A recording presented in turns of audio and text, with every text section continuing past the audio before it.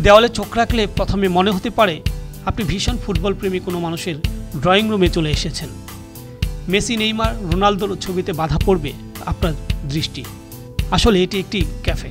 শুক্রবার সন্ধ্যায় রাজধানীর মিরপুরের সাগোপ্তায় জাঁকজমকপূর্ণ আয়োজনে শুভ উদ্বোধন হয় বাংলাদেশের প্রথম sports cafe dugout.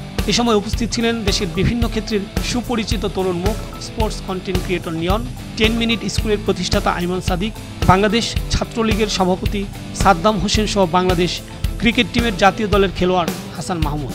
Cafe dugout প্রথমত হচ্ছে আমি পড়াতে পছন্দ করি, আর দ্বিতীয় যদি পছন্দের কথা বলা হয় তাহলে আমি স্পোর্টস লাভার। বাংলাদেশে সর্বপ্রথম ক্যাফে ডাগআউট ইন্ট্রোডিউস করেছে, তো এটার মাধ্যমে দেখা যায় যে এডুকেশন, ফুড এবং স্পোর্টস একসাথে কম্বাইন্ড হতে পারে। সেই পুরো ভাবনাটাই আসলে ডাগআউট টিমের।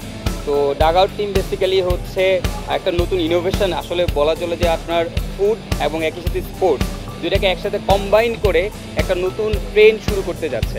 এইটা মনে হয় আরও অনেক আগেই হওয়া উচিত ছিল, বাট আমার কাছে মনে হয় ইটস নেভার টু লেট।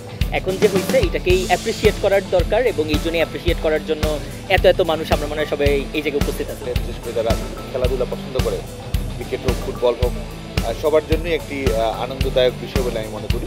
এবং আমাদের তরুণীরা যে অসম্ভব রকমের সৃজনশীল, তাদের উদ্যোগ, বিভিন্ন ধরনের উদ্যোগ যে আমাদের জন্য আশা জাগা নিয়ে এই ক্যাফে ডাগআউটের মধ্যে তাদের এই প্রচেষ্টার মধ্যে এটি প্রতীয়মানিত হয়। এআর প্লাস সৈকতকে অনেক আগে থেকে চিনি, ওরা যে একটা করতেছে নতুন একটা উদ্যোগ, ওরা খুবই ভালো উদ্যোক্তা, নতুন একটা উদ্যোগ তৈরি করতেছে, এটাও অনেক ভালো হবে উইদাউট আ ডাউট। ফুডটা কেমন হবে এটা এখনো বুঝতেছি না, একটু পরে টেস্ট করবো।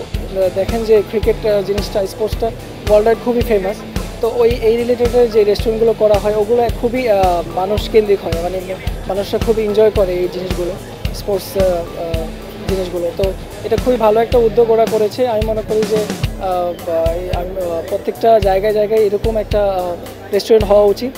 তরুণ উদ্যোক্তাদের ব্যতিক্রমী ভাবনায় ক্যাফে জুড়ে থাকবে ক্রীড়াপ্রেমী মানুষদের নিয়ে নানা তথ্য জানা ও লাইভ স্পোর্টস ম্যাচ দেখার বিশেষ সুযোগ। ফরিদুল ইসলাম, অপু, আনন্দ টিভি, ঢাকা।